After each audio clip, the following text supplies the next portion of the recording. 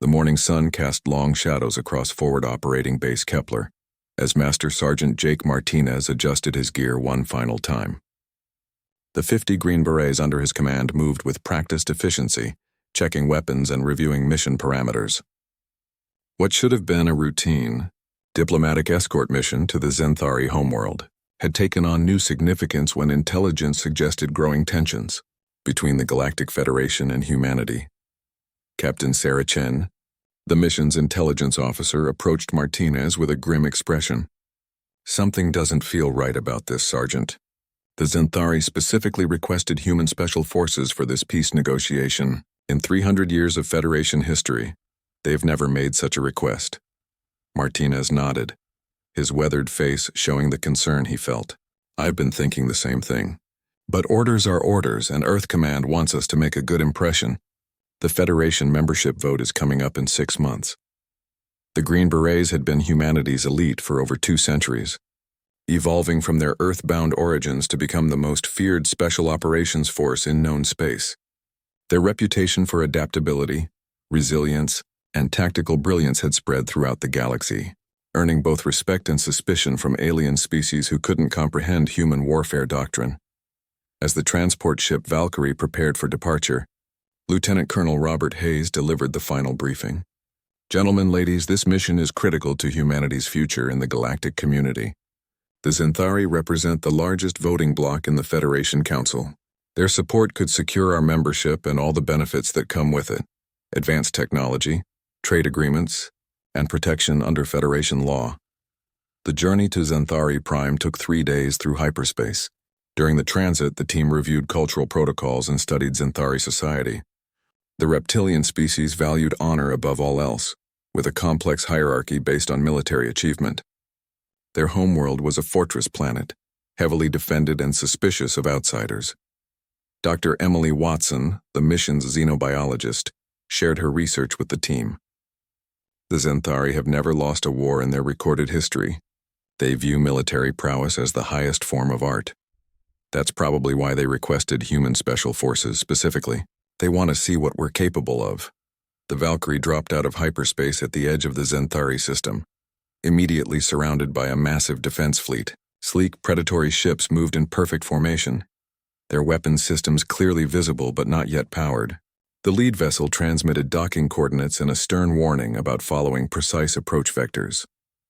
As they descended through the planet's atmosphere, the Green Berets observed the landscape below. Zenthari Prime was a world of towering spires and military installations, where every city looked like a fortress, and every building seemed designed for defense. The architecture reflected their warrior culture, with sharp angles and imposing structures that spoke of strength and permanence. The landing platform was surrounded by Zenthari soldiers in ceremonial armor, their scales gleaming in the alien sun. Each warrior stood 8 feet tall with natural armor plating and eyes that missed nothing.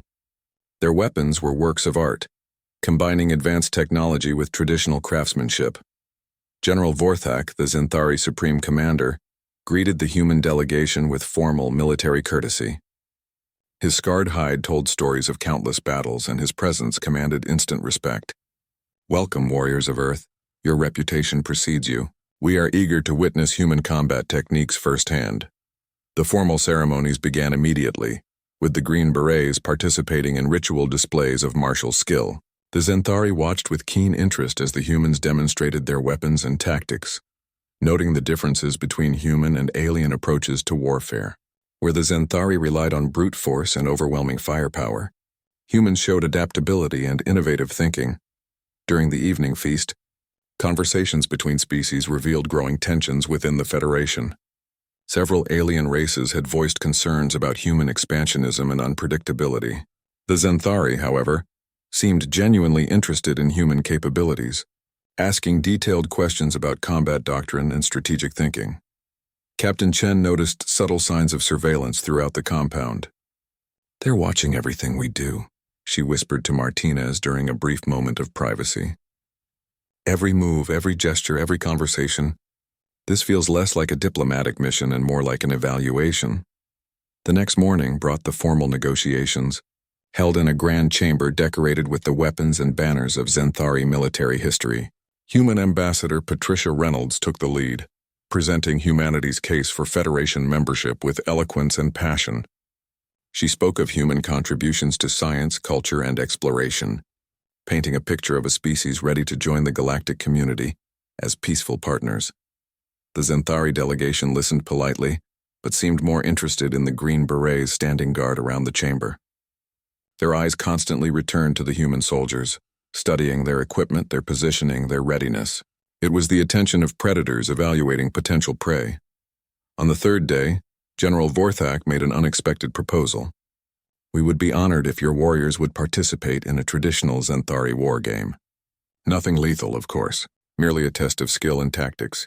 Our greatest champions against your finest soldiers.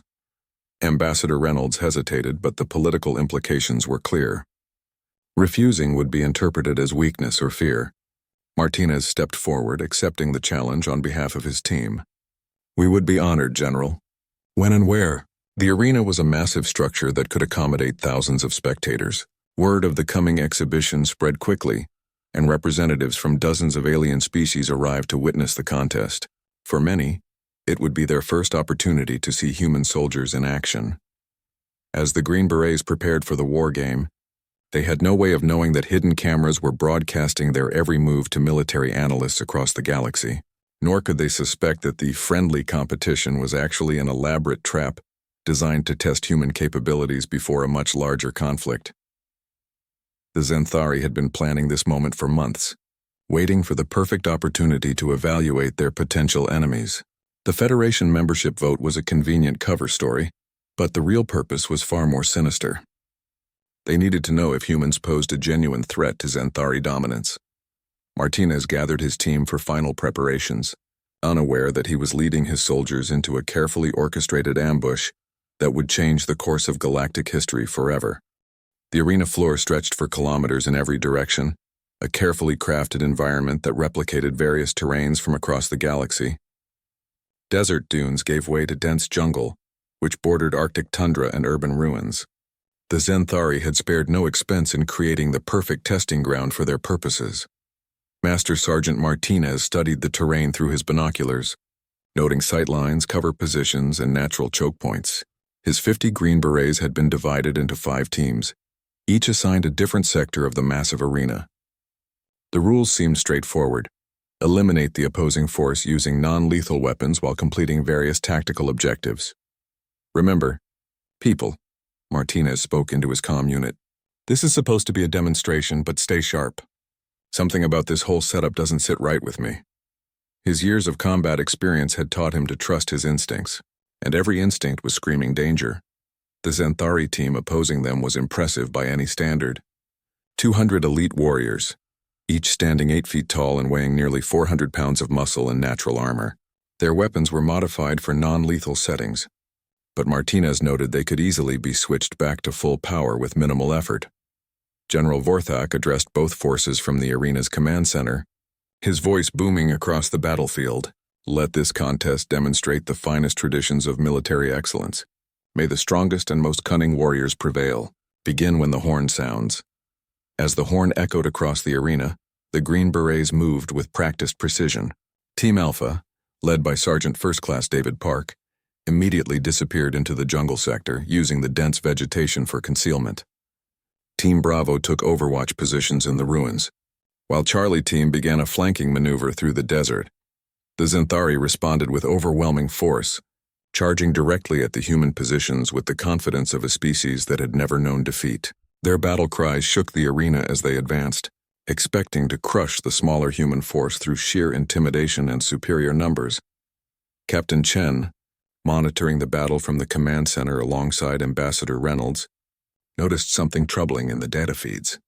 The power readings on those Xanthari weapons are fluctuating. They're supposed to be locked on non-lethal settings, but I'm seeing spikes that suggest otherwise.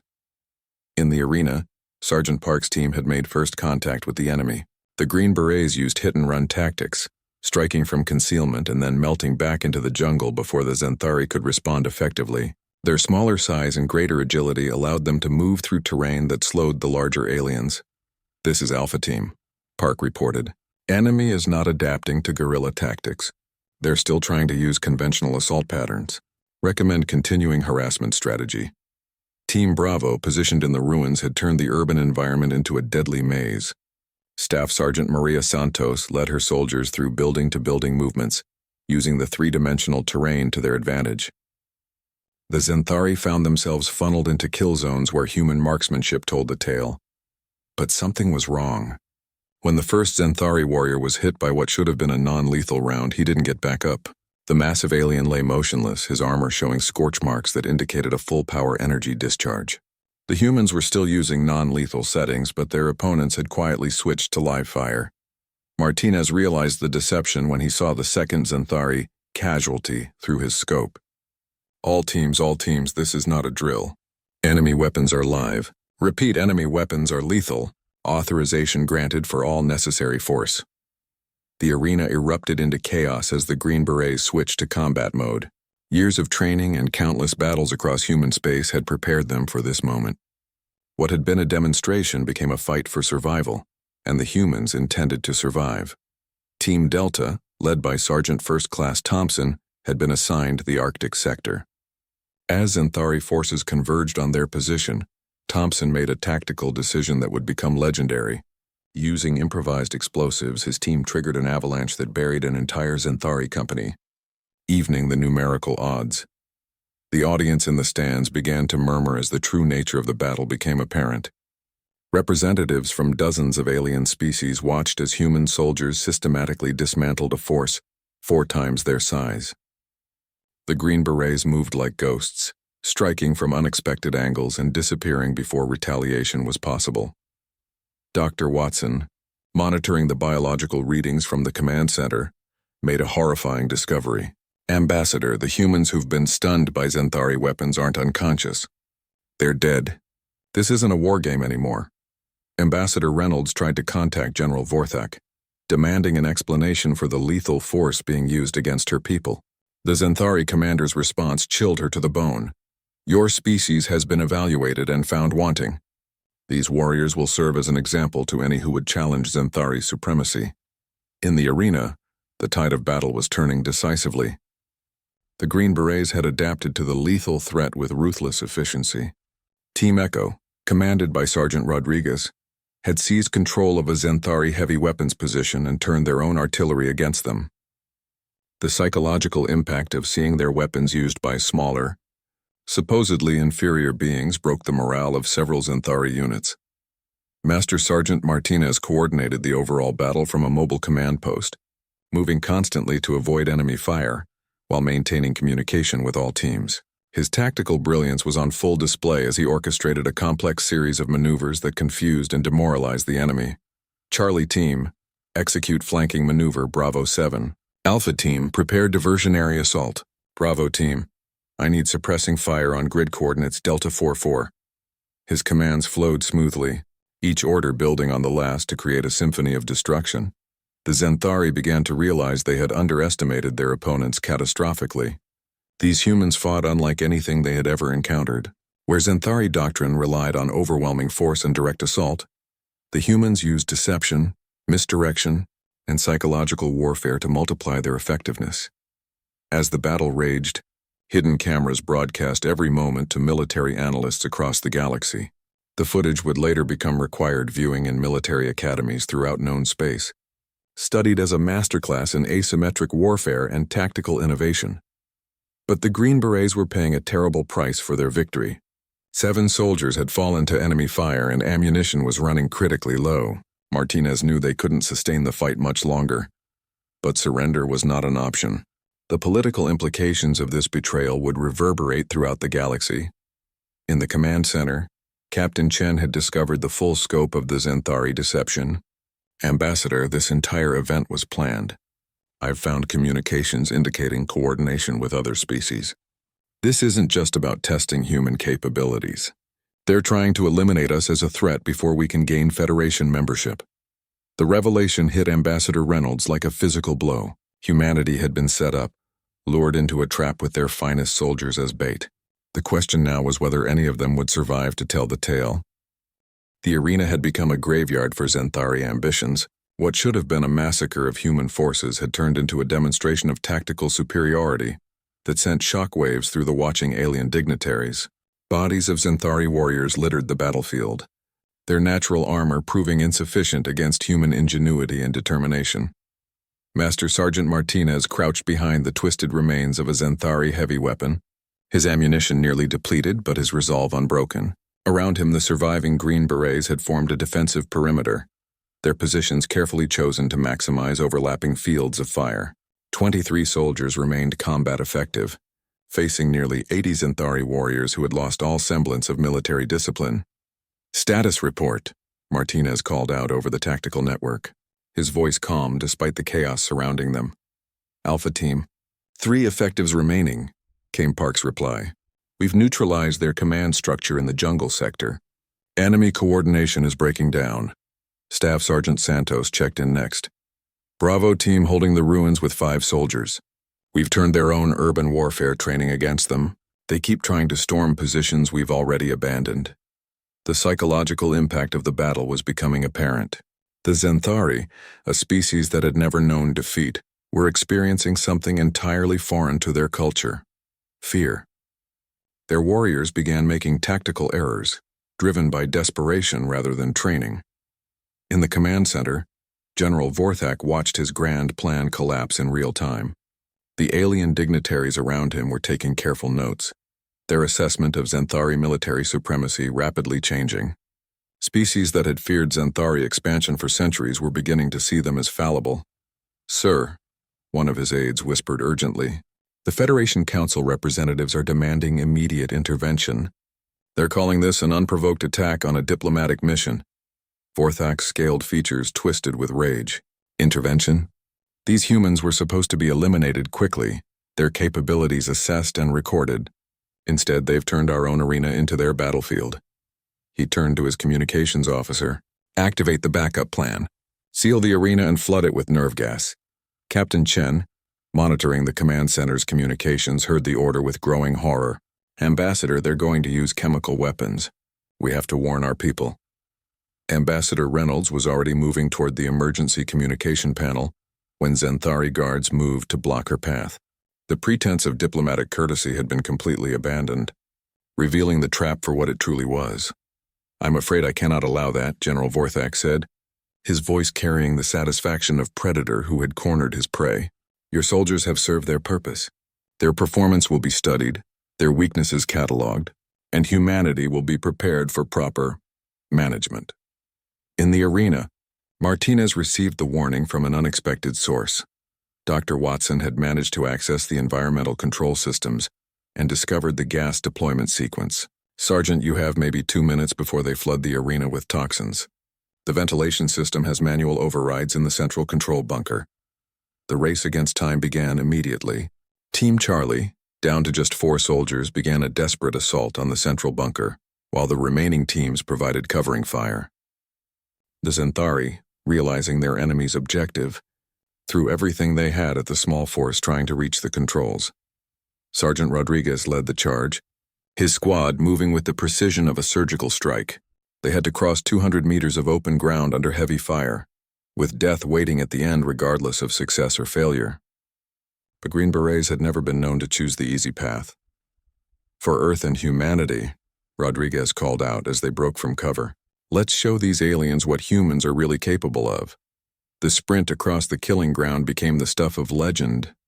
4 soldiers against impossible odds, their movement a deadly dance between cover positions while enemy fire erupted around them.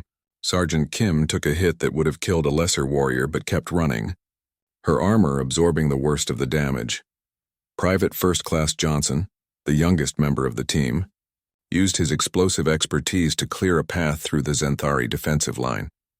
His improvised charges created a corridor of confusion that allowed the team to penetrate the enemy perimeter.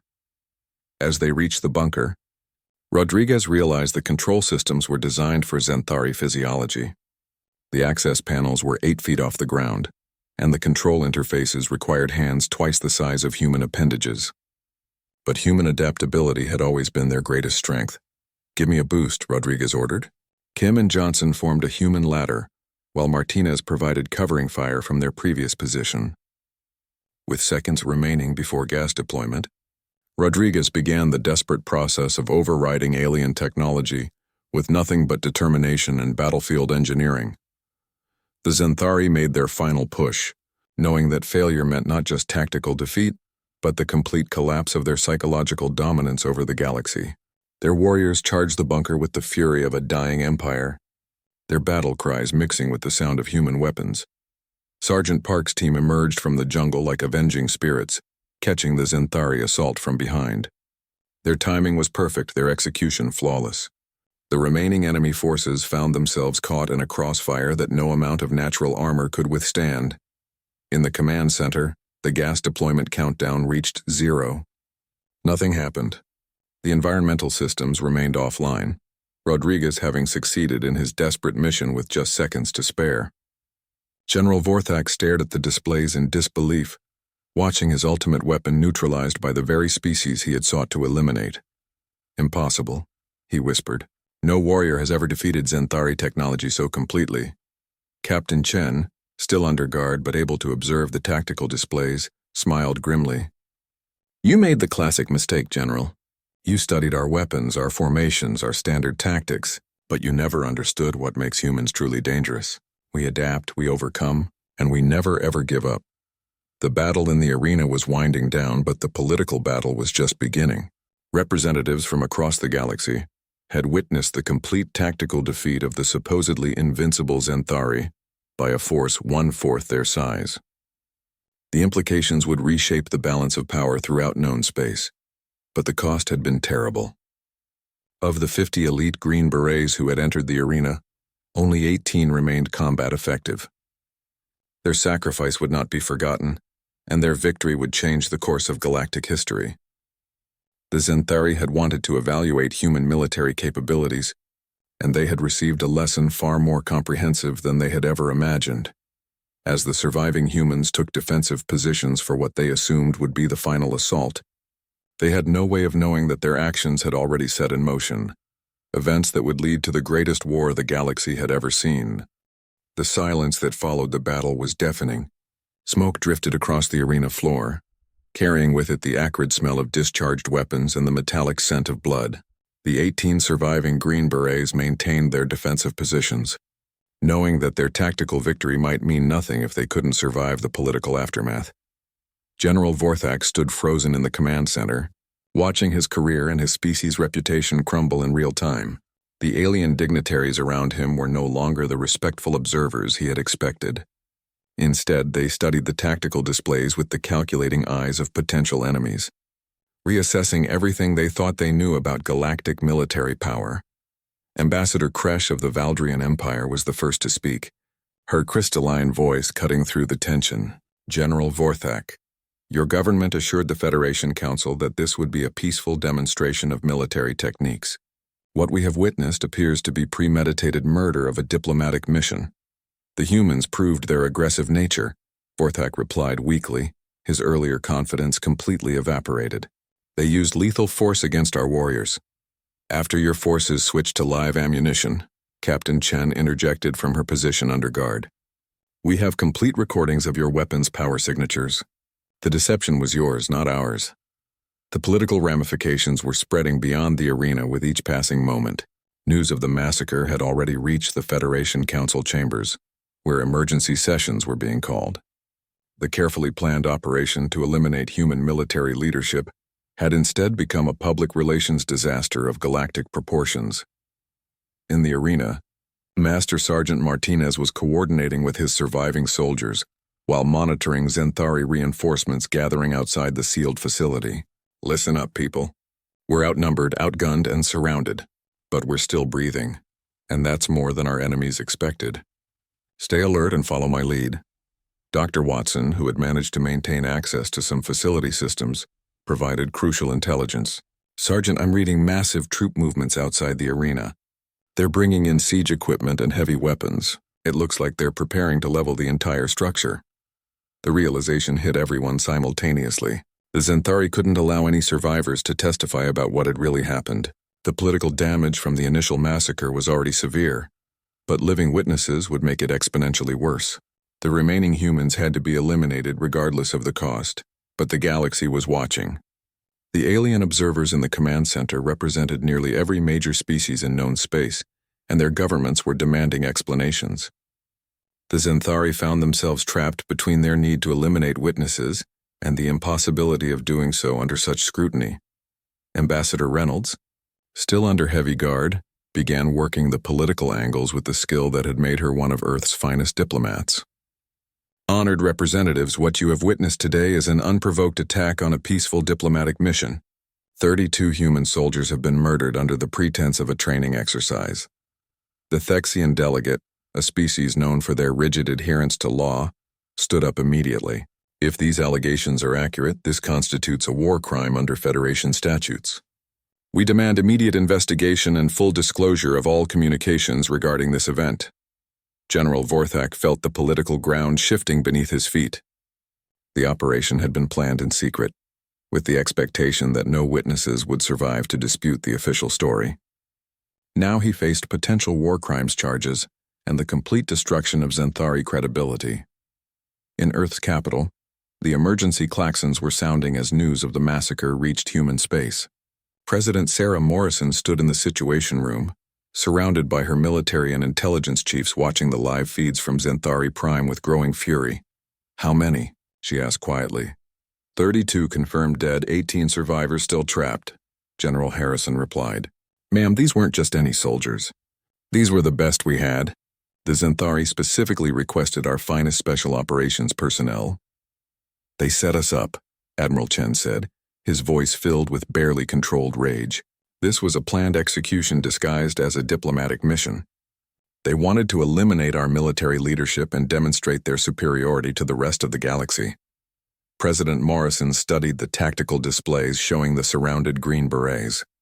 These men and women represented the finest of human military tradition, descendants of warriors who had never surrendered in the face of impossible odds. The decision she was about to make would determine whether humanity bowed to alien intimidation or stood firm against galactic tyranny. "Contact Fleet Admiral Rodriguez," she ordered. "Operation Thunderbolt is authorized. Full deployment." In the deepest reaches of human space, ships that had been classified for decades began powering up their drives. The Human Defense Force had spent 2 centuries preparing for exactly this moment, when humanity would have to fight for its place in the galaxy. The Xanthari had wanted to evaluate human military capabilities, and they were about to receive a comprehensive education. Back on Xanthari Prime, the surviving Green Berets had turned the arena into a fortress. Using Xanthari equipment and improvised materials, they created defensive positions that would cost their enemies dearly. Sergeant Park had taken command of the tactical situation while Martinez focused on broader strategy. "They're going to try to starve us out," Park observed, studying the enemy positions through a captured optical device. "They can't risk another frontal assault after what we did to their elite units." "Let them try," replied Staff Sergeant Santos. "We've got enough captured supplies to last a week, and every day we hold out is another day for word to spread about what really happened here." The psychological warfare had already begun. The story of 18 humans holding off an entire planet was spreading through galactic communication networks faster than the Xanthari could suppress it. Social media feeds across dozens of worlds showed footage of the battle, with commentary growing increasingly sympathetic to the human position. Dr. Watson made another crucial discovery in the facility's database. "Sergeant, I've found communications between the Xanthari and 6 other species. This wasn't just their operation. It was a coalition effort to eliminate human military leadership before our Federation membership vote." The revelation added another dimension to the crisis. Humanity wasn't just facing the Xanthari, but a conspiracy involving multiple alien governments.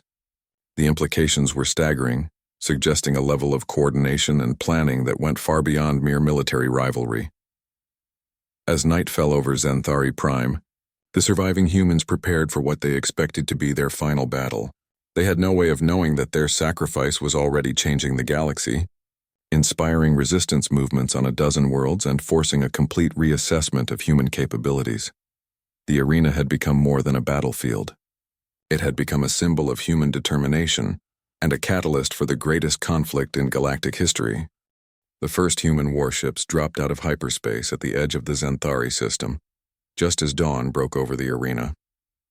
Fleet Admiral Elena Rodriguez stood on the bridge of the HDS Retribution, her flagship leading a battle group that represented the most advanced military technology humanity had ever deployed in anger. "Admiral, we're being hailed by the Zenthari Defense Fleet," reported Communications Officer Wang. "They're demanding we withdraw immediately or face the consequences." Rodriguez studied the tactical display showing enemy positions throughout the system. The Zenthari had assembled an impressive force, but they had no idea what they were facing. For 2 centuries, humanity had been preparing for exactly this moment, developing weapons and tactics that had never been tested in galactic warfare. "Signal the fleet," Rodriguez ordered. "Operation Thunderbolt is now active. All ships implement Protocol 7. The human fleet began to spread out in a formation that confused the Zenthari commanders. Instead of the massed assault they expected, the human ships moved independently, using advanced stealth technology to become nearly invisible to alien sensors. Within minutes, the attacking force seemed to vanish completely. On Zenthari Prime, General Vorthak watched the developing space battle with growing unease. His intelligence reports had suggested that humans possessed only primitive vessels, barely capable of interstellar travel. The ships now threatening his homeworld bore no resemblance to those assessments.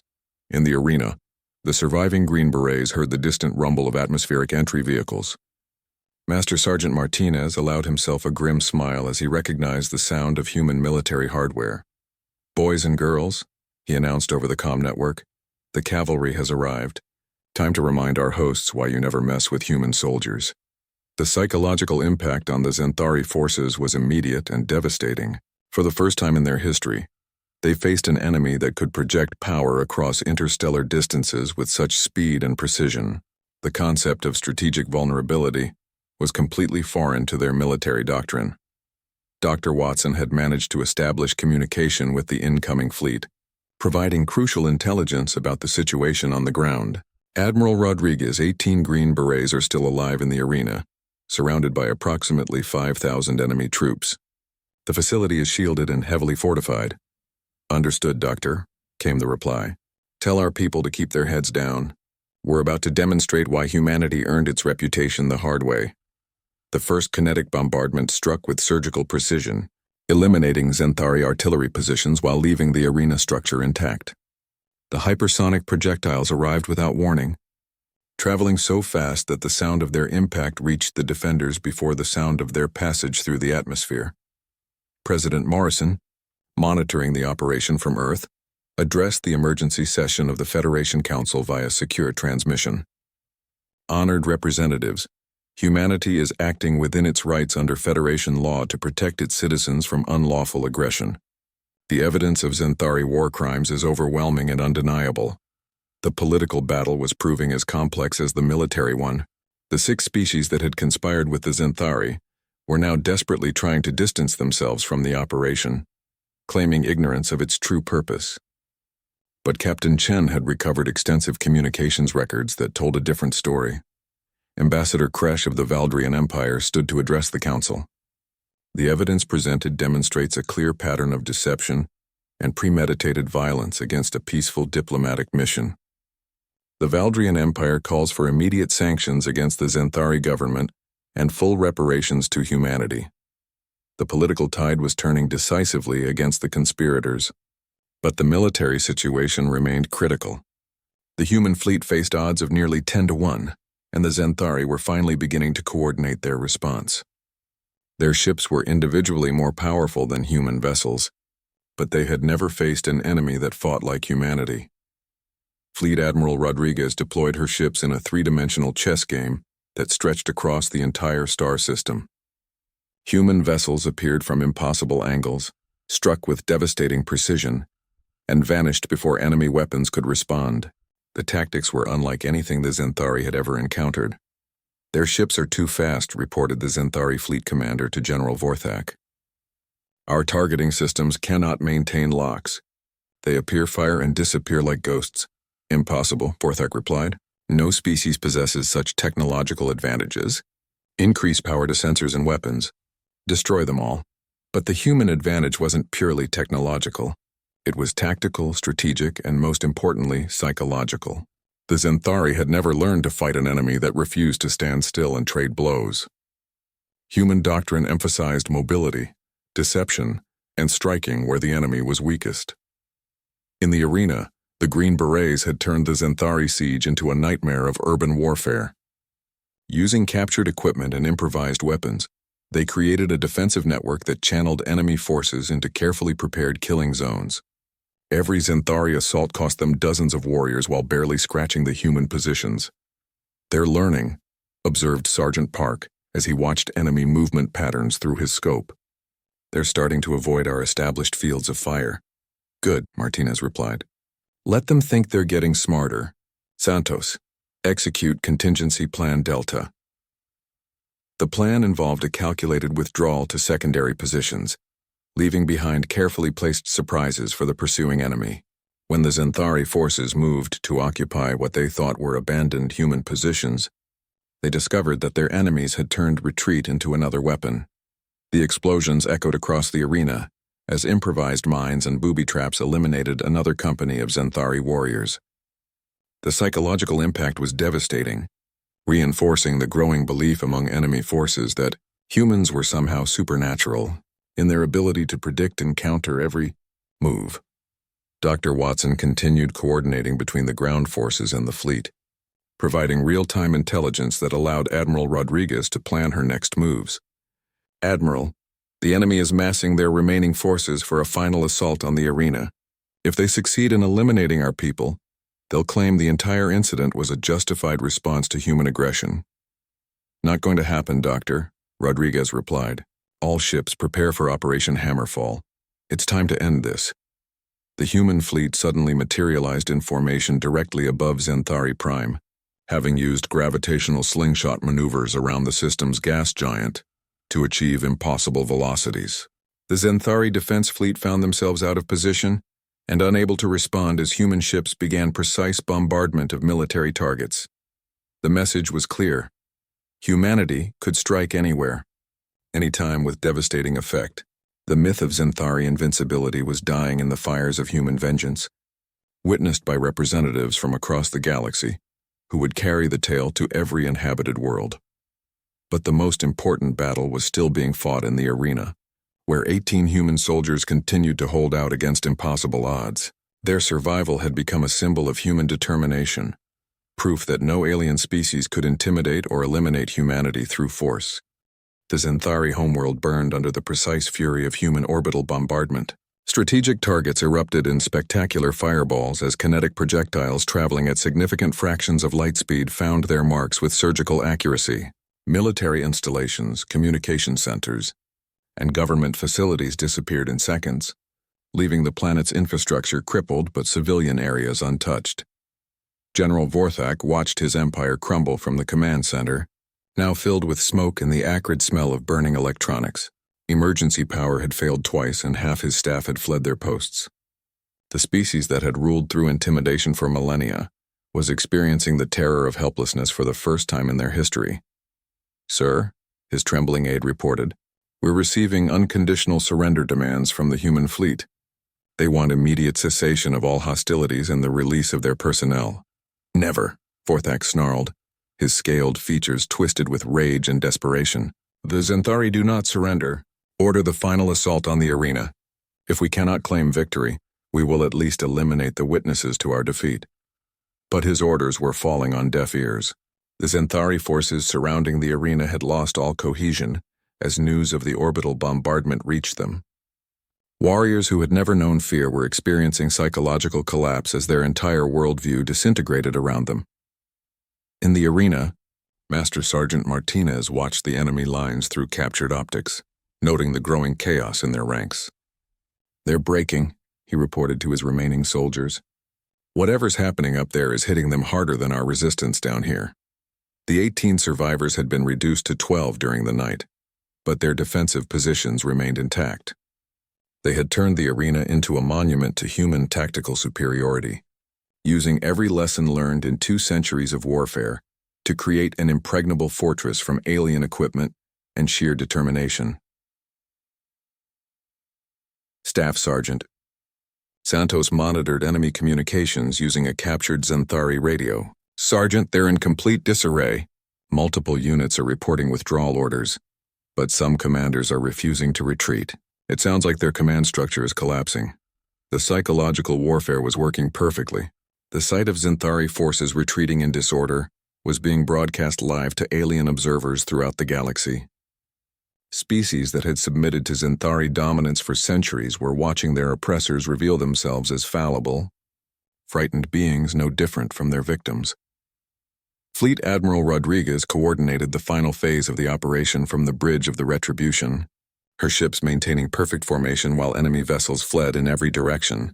The Xanthari defense fleet had been scattered without the loss of a single human ship, demonstrating a technological and tactical superiority that no alien species had imagined possible. "Admiral," reported her intelligence officer, "we're intercepting communications from 6 different alien governments.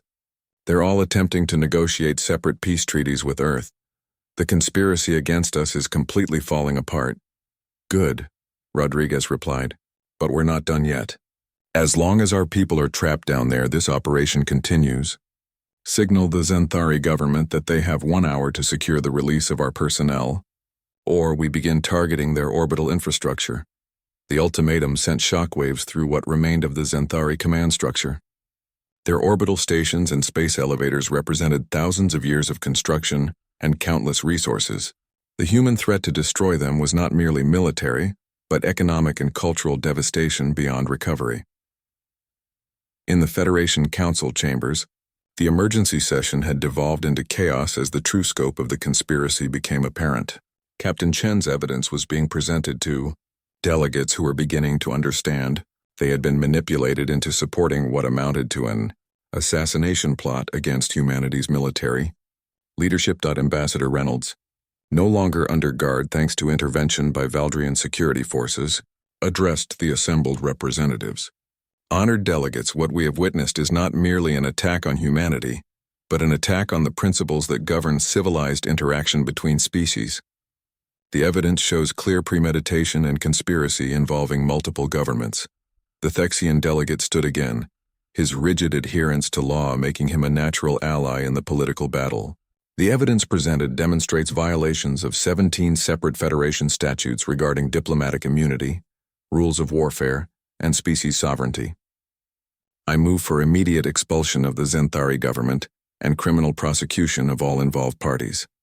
The vote was overwhelmingly in favor, with only the conspirator species abstaining. Humanity had not only survived the assassination attempt, but had gained political capital that would reshape galactic governance for generations to come. The attack designed to prevent human Federation membership had instead guaranteed it under the most favorable possible terms. But the most dramatic moment was yet to come. In the arena, the final Xanthari assault began with desperate fury. Nearly 1,000 warriors charged the human positions in a last attempt to salvage something from the disaster. They came with the courage of the doomed, knowing that failure meant not just tactical defeat, but the end of everything they had believed about their place in the universe. The Green Berets met them, with the calm professionalism that had made them legendary. Every shot counted, every movement calculated to maximum effect. The 12 surviving humans fought like the avatars of human military tradition, channeling the spirits of warriors from Thermopylae to Normandy to the siege of Terra Station. Sergeant Park led a flanking maneuver that caught the Xanthari assault from the side, breaking their charge into chaos. Private Johnson, despite wounds that would have incapacitated most beings, continued operating heavy weapons with devastating effect. The arena floor became a testament to human tactical superiority over numerical advantage. Dr. Watson, still coordinating with the fleet, provided real-time targeting data for the orbital bombardment. "Admiral, I can designate specific enemy positions without endangering our people. We can break this assault if you can provide fire support." "Negative, Doctor," Admiral Rodriguez replied. "Our people have this under control. Any orbital strike risks civilian casualties, and we're not going to win this war by becoming like our enemies." The decision to trust in the skill and determination of the surrounded soldiers proved correct. The final Xanthari assault broke against human defenses like waves against stone, leaving the arena floor covered with evidence of tactical defeat so complete that even the survivors would spend years trying to understand what had happened. As the last enemy warrior retreated, Master Sergeant Martinez allowed himself a moment of grim satisfaction. 12 American soldiers just defeated the finest military force this galaxy has ever produced. Let that be a lesson to anyone who thinks humanity is weak. The siege was over, but the war for galactic respect was just beginning. The human fleet maintained orbital superiority while diplomatic negotiations commenced. But the balance of power had shifted permanently. The galaxy had learned that humanity could not be intimidated, could not be eliminated, and could not be ignored. The arena would become a shrine to human determination, visited by beings from across known space who wanted to understand how such a small force had accomplished the impossible. But for the survivors, it was simply another day in the life of soldiers who had sworn to defend humanity against all enemies, foreign and alien. 6 months later, Master Sergeant Martinez stood at attention in the Rose Garden of the White House, his dress uniform bearing new decorations that told the story of humanity's first galactic war. Around him, the 11 other survivors of the Zenthari arena waited for President Morrison to begin the ceremony that would change their lives forever. The president approached the podium with the weight of history on her shoulders. The events on Zenthari Prime had not ended with the rescue of the Green Berets, but had triggered a galactic realignment that was still unfolding. 3 alien governments had fallen, the Federation Council had been restructured, and humanity had emerged as a major power in galactic affairs. Ladies and gentlemen, President Morrison began, we gather today to honor 12 soldiers whose courage under impossible circumstances changed the course of galactic history. Their sacrifice and determination proved to the universe that humanity will never bow to intimidation or accept the murder of our people. In the months following the arena siege, the full scope of the conspiracy had been revealed. The Zenthari and their allies had planned not just the assassination of human military leadership, but a systematic campaign to prevent human advancement in galactic society. The evidence presented to the Federation Council had resulted in unprecedented sanctions and reparations. Admiral Rodriguez, now promoted to Supreme Commander of Human Forces, watched from the front row as her former adversaries received the recognition they deserved. The tactical data from the arena battle had revolutionized human military doctrine and was being studied in war colleges across the galaxy. The Medal of Terra, President Morrison announced, is awarded for extraordinary heroism in the face of overwhelming odds, when the actions of a few determined the fate of many. Today, for the first time in human history, this medal is awarded for actions beyond our solar system. One by one, the survivors stepped forward to receive humanity's highest military honor. Each soldier carried the memory of fallen comrades whose sacrifice had purchased humanity's place at the galactic table with blood and determination. The 32 names of the dead were inscribed in marble in the memorial garden, ensuring they would never be forgotten. Captain Chen, now Director of Galactic Intelligence, presented the classified briefing that had shaped human policy since the crisis. The attack was planned over 2 years in advance, involving detailed intelligence gathering and coordination between 6 alien governments. They saw humanity as a threat to their established order and decided to eliminate us before we could gain true galactic citizenship. The political aftermath had been spectacular. The Zenthari Empire had collapsed entirely, its member worlds declaring independence or joining the Federation directly. The conspirator species had been forced to pay massive reparations and accept human oversight of their military forces. Most importantly, humanity had been granted full Federation membership under terms that recognized Earth as a major power. Dr. Watson, now serving as Earth's chief xenobiological advisor, had analyzed the cultural impact of the arena battle on dozens of alien societies. The psychological effect cannot be overstated. For the first time in galactic history, a supposedly primitive species had defeated established powers through superior tactics and determination. It's triggered independence movements on over 50 worlds. The transformation of galactic society was still accelerating. Human military advisors were working with liberation movements throughout known space, spreading the tactical innovations that had won the arena battle. The concept that any species could resist oppression had spread like wildfire through populations that had accepted subjugation for millennia. Sergeant Park, now a lieutenant colonel and instructor at the new Galactic Warfare School, addressed the assembled dignitaries. What we proved in that arena wasn't just human tactical superiority. We proved that courage, determination, and adaptability could overcome any advantage in numbers or technology. That lesson applies to every species that yearns for freedom. The economic implications had been equally dramatic. Human technology companies were suddenly in demand throughout the galaxy, as alien governments sought to understand the innovations that had made such tactical superiority possible. Trade agreements were being negotiated at unprecedented rates, bringing wealth and influence to Earth beyond anything previously imagined. But perhaps the most significant change was cultural. Humanity had gained something that no amount of technology or economic power could purchase: respect. The species that had been dismissed as primitive newcomers were now feared and admired throughout known space. Human diplomats found doors opening that had been closed for centuries. General Vorthak himself had become a study in the consequences of underestimating humanity. Now serving a life sentence for war crimes, he spent his days analyzing the tactical recordings of the arena battle, trying to understand how everything had gone so wrong. His memoirs, when published, would become required reading for military strategists throughout the galaxy. The ceremony concluded with the presentation of a new flag to the Green Beret Command, bearing the names of all 50 soldiers who had entered the arena. The flag would fly at the new human embassy on the Federation capital world, a reminder to all who saw it of the price of threatening humanity. As the crowd dispersed, Martinez remained behind to speak with President Morrison privately. "Ma'am, there's something the reports don't capture about what happened in that arena. We weren't just fighting for our lives. We were fighting for the right of every human being to walk among the stars as an equal. And you won that right," the president replied, "not just for this generation, but for all the generations to come. Humanity will never again face that kind of coordinated assault, because the galaxy now understands the consequences." The transformation was indeed complete. Earth's children could now travel to the farthest reaches of known space with the confidence that they carried the protection of a species that had proven itself in the crucible of galactic warfare. The arena had become humanity's introduction to the galaxy, written in the language that all species understood: victory against impossible odds.